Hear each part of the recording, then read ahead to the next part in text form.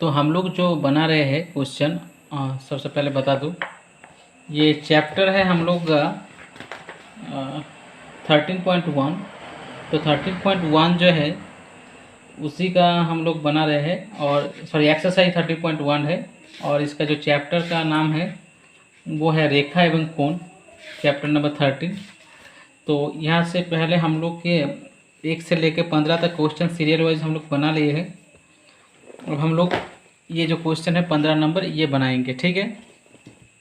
तो चलिए समझते हैं 15 नंबर क्वेश्चन में क्या रखा है।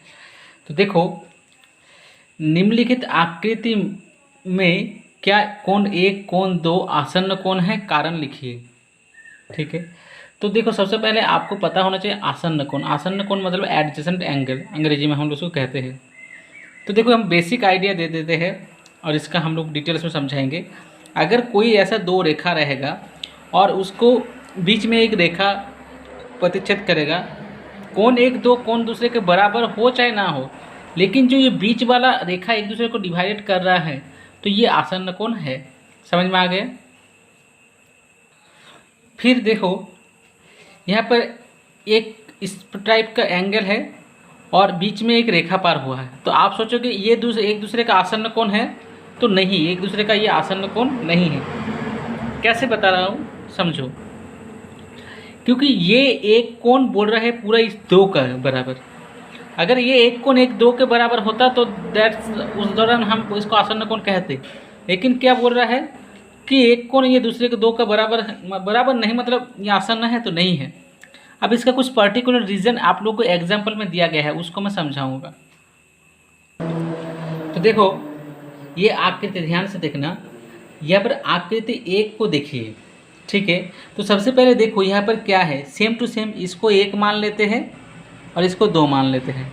ये एग्जाम्पल में दिया है आप लोगों को, ठीक है। तो देखो LON जो है, LON दिया है कि नहीं। अब ध्यान से देखना, समझना। LON दिया है, यहाँ पर क्या है, M है ना। तो देखो LON और यहाँ पे M है, तो ये एक दूसरे को क्या बांट रहा है, कौन, OM इसको बांट रहा है, मतलब भाग कर रहा है। अब देखो यही चीज़ यहाँ पर समझाने का कोशिश किया है। देखो आकृति 1, ये है आकृति 1 को देखिए, NOM। तो देखो एंगल NOM, ये एंगल एक कोण एक मैं मान लिया हूँ इसको NOM, और MOL। तो MOL ये वाला चीज़ हो गया, मतलब कोण 2 हो गया।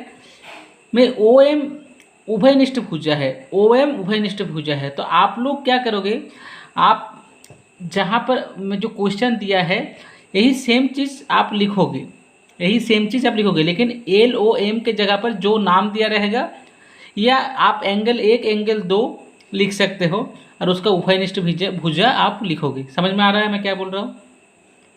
मैं बोल रहा हूँ कि देखो यहाँ पर 1 और 2 कोण दिया गया है, तो आप क्या लिखोगे, NOM के जगह पर क्या लिखोगे, कोण 1 कोण 2 लिखोगे। मतलब यहाँ पर 1 लिखोगे, यहाँ पर 2 लिखोगे, है कि नहीं। तो उसका तो उभयनिष्ठ भुजा तो कुछ नाम होगा। तो उभयनिष्ठ भुजा यहाँ पर जैसे OM है, वहाँ पर भी कुछ नाम दिया होगा। जैसा भी आपको जो भी नाम दिया रहेगा, तो वो डिपेंड करता है आपको किस टाइप का नाम दिया रहेगा एग्जाम में। ऐसे क्वेश्चन में जो दिया गया है वही चीज़ आप लिखोगे। तो मैं समझाऊंगा, पहले इसको समझ लेते हैं। तो देखो NOM MOL उभयनिष्ठ भुजा कौन है, OM है। मतलब उभयनिष्ठ भुजा मतलब क्या, देखो यही एक ऐसा भुजा है कि इसको ये जो है इसको एक दूसरे में बांट रहा है, एक दूसरे में क्या कर रहा है, बांट रहा है।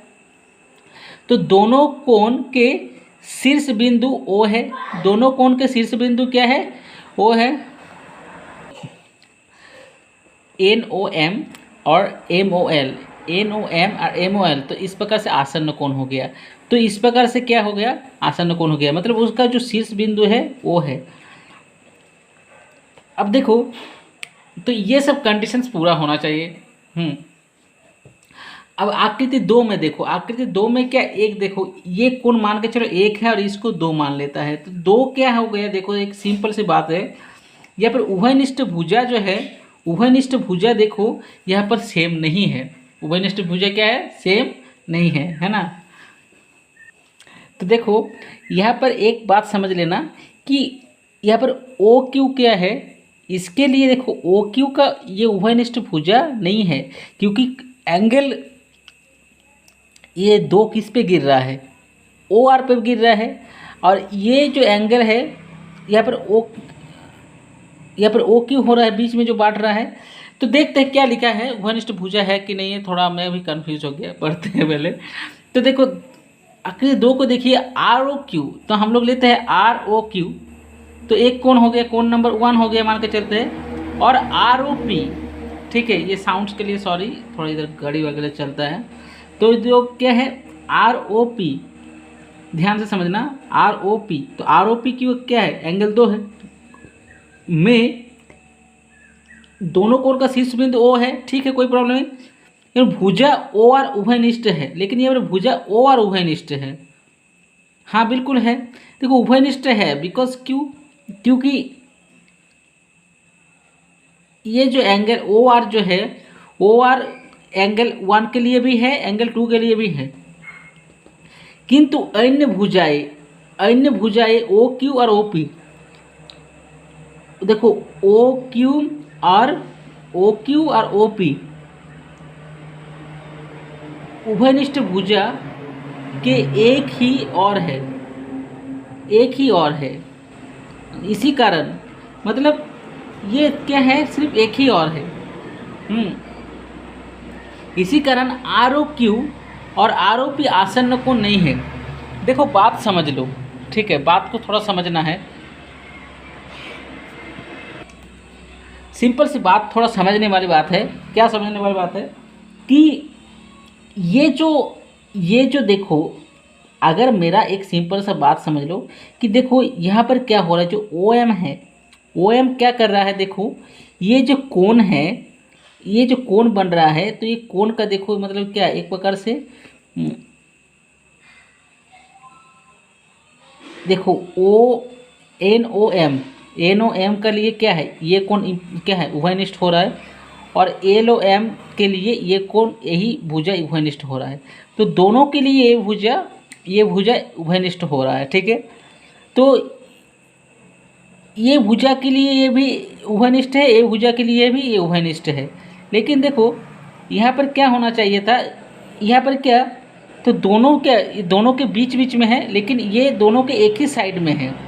तो एक ही साइड होने से क्या होता है, तुम्हारा ये उभयनिष्ठ नहीं होगा। बस इतना से ही समझ के रखना, आज जो भाषा है यही भाषा आप लोग लिख सकते हो, ठीक है। और अगर आपको सिर्फ 1 नंबर का क्वेश्चन हाँ या ना में देना अगर आंसर हो, तो आप इसको लिखोगे, ये उभयनिष्ठ है और ये उभयनिष्ठ, सॉरी ये आपका आसन्न कोण है और ये आसन्न कोण नहीं है। आसन्न कोण को हम लोग एडजेसेंट एंगल कहते हैं, ये देखो लिखा हुआ होगा एडजेसेंट एंगल, ठीक है। ये तो आपके एग्जाम्पल में दिया गया है, तो इसमें कुछ लिखा गया है, इस प्रकार हम पाते हैं कि दो कोण का आसन्न कोण, इस प्रकार हम पाते, देखो ये भी कुछ पॉइंट दिया गया है, दोनों कोण का शीर्ष बिंदु एक हो, दोनों कोण का शीर्ष बिंदु एक हो, दोनों कोणों की एक ही भुजा, दोनों कोणों की एक ही भुजा उभयनिष्ठ हो, दोनों कोणों की एक ही भुजा उभयनिष्ठ हो, ये कोण का भी भुजा उभयनिष्ठ है, ये कोण के लिए भी है। जो भुजाएं उभयनिष्ठ नहीं है, ठीक है, वे भुजाएं भुजा के बाई एवं दाई और होते हैं, ठीक है। देखो जो भुजा उभयनिष्ठ नहीं है, तो ये भुजा उभयनिष्ठ नहीं है क्या, ये भुजा उभयनिष्ठ है नहीं है, और ये भी उभयनिष्ठ नहीं है, तो ये क्या हुआ, इसके दाईं ओर है और इसके बाईं ओर है, समझ में आया। तो बस कुछ कंडीशन दिया गया है। इम्पोर्टेंट बात है कि इतना सारा चीज़ याद नहीं रहेगा, तो क्या है, सिंपल सी बात है कि आपको सिर्फ रखना है कि दो कोणों के बीच वाला एक लाइन होना चाहिए, और जिसको हम लोग अगर इस टाइप से, ये कोण एक दूसरे के बराबर होने का कोई ज़रूरत नहीं है, बस दो कोण को बांटना चाहिए, बस यही है आसन्न कोण। समझ में आ गया बस। तो अब नेक्स्ट क्वेश्चन हम लोग नेक्स्ट वीडियोज़ में देखेंगे।